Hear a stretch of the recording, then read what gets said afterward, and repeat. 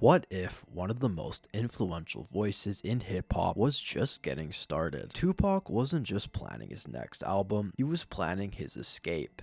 He was ready to step away from rap, at least for a while, to chase a serious acting career. But more than that, he wanted out of Death Row Records. He was tired of the chaos, the control, the violence behind the scenes. He dreamed of launching his own label, a place where he called the shots, where artists could grow without fear. This wasn't just about music, it was about freedom. But his visions didn't stop there. Tupac's label was also set to fund community centers and daycare facilities, real tangible ways to uplift the people around him. He spoke openly about wanting to grow as an artist, to create more thought-provoking music, and move in a more powerful, positive direction. He was clearly evolving, not just as an artist, but as a man with purpose. Tragically, Tupac was taken from us far too soon, and while he still left behind an undeniable legacy, it's heartbreaking to think about all of the good he never got the chance to do. He was on the cusp of something greater, something that could have changed lives beyond the mic.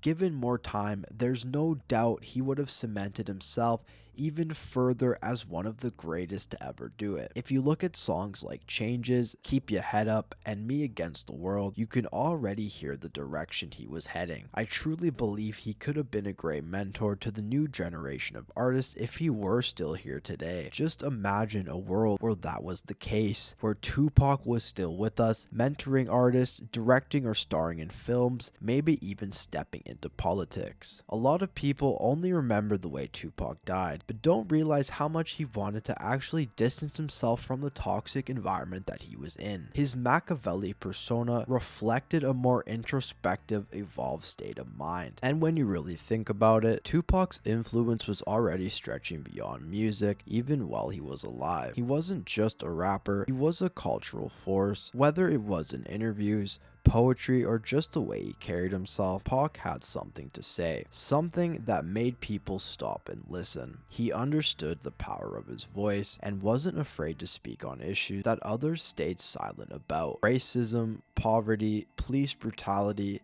systematic injustice. Long before it became a trending topic, Pac was out there saying what needed to be said, no matter the risk. That courage is part of what made him so special. And that's the thing, Tupac didn't want to be a star, he wanted to be a leader, someone who could challenge the system and inspire the next generation to think differently. That's why it hurts so much to think about everything he had planned and everything he didn't get the chance to do. He could have launched that label, created those community centers, built platforms for young black voices, and changed the industry from inside out. He could have been the voice pushing for justice, not just in music, but in politics, in film, and in culture as a whole. It's easy to remember Tupac for the controversies, the feuds, the headlines, but that's just not the full story. The full story is a young man with endless ambition, unmatched talent, and a heart that wanted to see people rise. A man who dreamed big, not just for himself, but for everyone around him. Even now, decades later, his presence is still felt. New artists continue to name him as a top influence. His lyrics still get quoted to this day. His interviews still go viral. That's not just a legacy, that's a movement that never died. And maybe that's what makes him timeless, because Tupac wasn't just ahead of his time. He was building something for the future, a future we never got to see, but one we still imagine.